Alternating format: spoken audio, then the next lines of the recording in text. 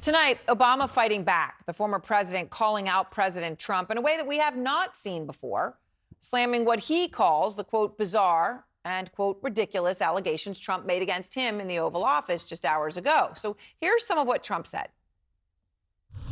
The witch hunt that you should be talking about is they caught President Obama absolutely cold, Tulsi Gabbard.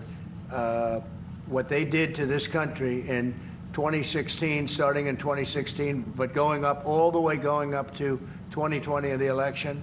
They tried to rig the election. We found this isn't like evidence this is like proof, irrefutable proof that Obama was seditious, that Obama was trying to lead a coup. All right, trying to lead a coup. Now, usually anyone associated with Obama just ignores all that. They don't respond. But that is not what happened this time. Obama's spokesperson responded in part, and I quote, "Out of respect for the office of the presidency, our office does not normally dignify the constant nonsense and misinformation flowing out of this White House with a response. But these claims are outrageous enough to merit one. These bizarre allegations are ridiculous and a weak attempt at distraction." Jamal Simmons is out front now, and the former Republican governor of Minnesota, Tim Pawlenty. All right, I appreciate both of you very much. So, Jamal, look, this is a change to come from Team Obama. It's a spokesperson, okay, but it's a change. And to come out and to speak like that, bizarre allegations are ridiculous and a weak attempt at distraction. Now, Trump said that Obama was trying to stage a coup, so that's what caused this. But what do you think, how significant of a departure is this for Obama to actually say, okay, we're going to respond? Well, first of all, it's pretty rich that the man who was sort of affiliated with the January 6th insurrection at the Capitol is the one accusing people of trying to stage a coup.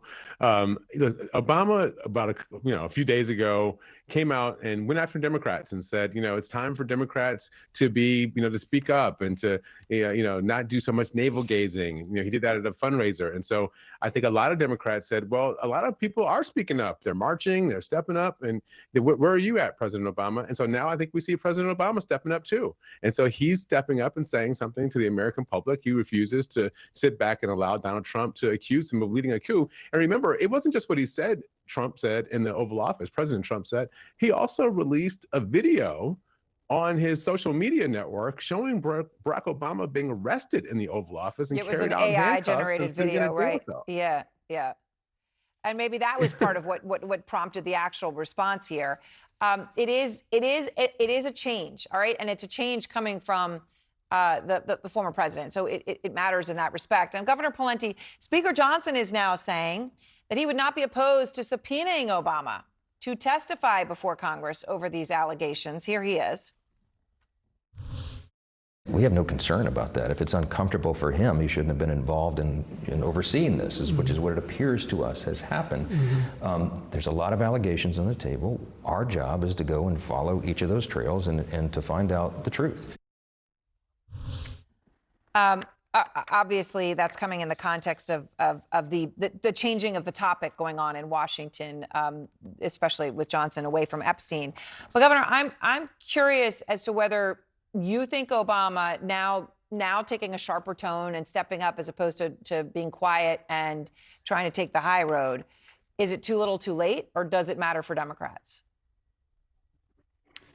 Well, of course, former governors, former presidents always try to be a little measured as to when and how they respond to their successors. President Obama has been pretty muted in that regard, with a few exceptions. But in this case, President Trump called him out directly, and President Obama answered the bell and swung back. Aaron, like you, I read the Mueller report. It basically concluded that the Russians did try to interfere with the election, but there was no actual proof of coordination in that regard.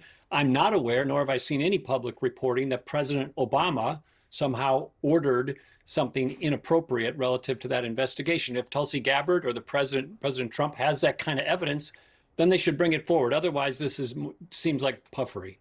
All right. Well, absolutely. That, and certainly not helpful in the political climate we're in this country. But Jamal, Obama fighting back, and I hear the governor saying, look, this was specific, and something specific perhaps merited a response. And maybe we don't read into it an overall change. But there are so many in the Democratic Party saying, come on, where is the leadership? Who is going to be the standard bearer of that party? And someone who has certainly seems to be trying to take that on and testing different ways is Gavin Newsom from California, constantly going after Trump after, for a while, tacking the other way to say, well, I'm going to talk to Bannon. I'm going to talk to all these people. I'm going to figure it out. But now he's posting things about Epstein and Trump. And he just said this about Trump and his immigration policies. It's a weakness masquerading as strength. That's what I don't like about this son of a I don't. And forgive me, I know he's the president of the States. Forgive me, I didn't, yeah, he calls me new scum. Come on. So what do you think of that, Jamal? Well, I think he's conflicted about how hard to go to use profanity. But listen, I think Gavin Newsom is the one Democrat I hear the most about from people who don't work in Washington and don't work in politics. And the reason why I think I hear about Gavin Newsom is because he's out there and really taking on Trump in a really forceful way. He'll go anywhere, Fox News or any other channel, and he'll do anything to kind of make his case. And I think a lot of Democrats are looking for somebody, it's not really about policy, but somebody who's got the attitudinal toughness who will take on Trump. We'll see how that works out. But what we have seen is in California, his poll numbers have gone up from 38% to about 56% because I think voters like to see him taking on Trump and not just sitting back and trying to find a middle road. Do you think Gavin Newsom has it right, Governor? I think Governor Newsom is an energetic and gifted communicator, but his policies suck. I mean, can you imagine him running in Pennsylvania and Ohio and Wisconsin and places that are going to decide the next presidential election? He's got a long history of ultra-left policies in California and in San Francisco, and I just don't see how that's going to sell nationally, notwithstanding his gifted oratory skills. Gifted oratory skills, of which he has. I don't know if calling someone a son of a you-know-what might go in that category, but he does have those skills, whether you count that or not. Aaron, are we in the policy era? I just don't know that we're in the policy era anymore with Donald Trump. I think we've moved to a different phase of the game, and I think this phase of the game, frankly, is not that nice. No, well, that's if you look at why Trump, Aaron, when you look at why Trump won the last election, besides his oversized personality, inflation, immigration, crime, wokeness run amok. Those are policies. Right, that fed into the personality. All right, thank you both. I appreciate it and see you both soon. We here at the Arena just got a statement in from the former president's office, and we're going to read that to you. So they say this, quote, out of respect for the office of the presidency, our office does not normally dignify the constant nonsense and misinformation flowing out of this White House with a response. But these claims are outrageous enough to merit one. These bizarre allegations are ridiculous and a weak attempt at distraction. Nothing in the document issued last week undercuts the widely accepted conclusion that Russia worked to influence the 2016 presidential election, but did not successfully manipulate any votes. These findings were affirmed in a 2020 report by the Bipartisan Senate Intelligence Committee, led by then Chairman Marco Rubio. That comes from Patrick Rodenbush in President Obama's office. So, Kristen, I feel like I'm flashing back to when Trump was helicoptering to New Hampshire and Barack Obama was at the podium releasing his birth certificate, because it really does seem like we have been transported back to that time because President Trump doesn't want to talk about Jeffrey Epstein anymore. What is your latest reporting? Yeah, that's true. And President Obama might want to get ready to continue to respond, because I am told that this is just the beginning of what Gabbard intends to release, that there are more documents more related to Russia. So this might be an ongoing theme. Now, President Trump, both publicly and behind the scenes, has been complaining about why exactly everyone wants to keep talking about Epstein. Just moments ago, he posted this on Truth Social. He said, we had the greatest 6 months of any president in the history of our country, and all the fake news wants to talk about is the Jeffrey Epstein hoax. It has been obvious that President Trump wants to talk about literally anything but Jeffrey Epstein. He has pushed conspiracy theories. He has discussed various accomplishments in office. He has put videos on social media that have literally nothing to do with anything going on in the country currently. But nothing was more clear than when President Trump was asked specifically about this unsealing of the grand jury documents and the fact that the Department of Justice wanted to sit down with Maxwell. Take a listen.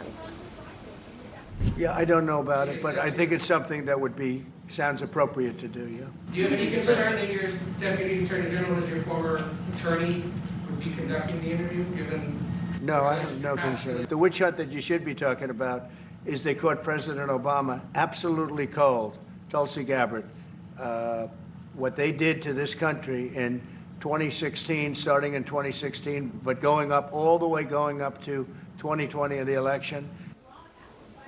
And Casey, one thing to note here, this has put this situation, this case, this investigation, and the memo from the Department of Justice has put the White House in a position it doesn't often find itself, which is on the defensive. Now, they had a brief moment where they felt like they were bringing the MAGA base together at the end of the week last week with that Wall Street Journal story, with the fact that they sued the Wall Street Journal. They saw the different members of the base coming to President Trump's defense, but it seems as though that is waning, because what we're hearing from these MAGA loyalists and from these Republican lawmakers is they want more information and they want it quickly. One of the most interesting things I heard actually came from Armanu Raju up on the Hill, who was talking to Republican Senator Josh Hawley yesterday, who said his constituents are calling him and that they want more information about Jeffrey Epstein. So not going away anytime soon, Casey.